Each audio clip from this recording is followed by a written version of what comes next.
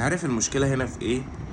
المشكلة ان انا اكتشفت ان انا اللي ببني الشخصية جوه دماغي.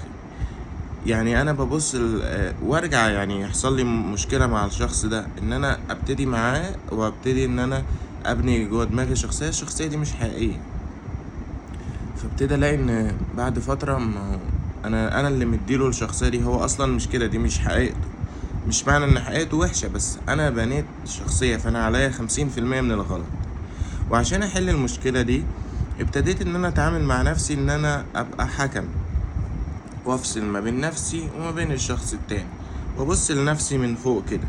طيب هل هو فعلا في الحاجة اللي انا حطيتها في دماغي دي؟ بلاقي انه لا. هل هو فعلا آه قادر يديني اللي انا محتاجه منه؟ الاقي انه هو لا. فخلاص يبقى ايه؟ شخصية عادية.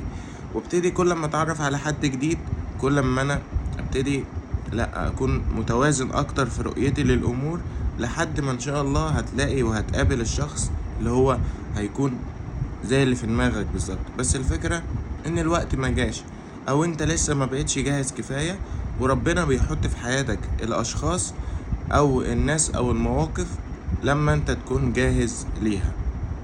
فبص على نفسك وطور من نفسك، وهتلاقي اللي انت عاوزه جالك لحد عندك.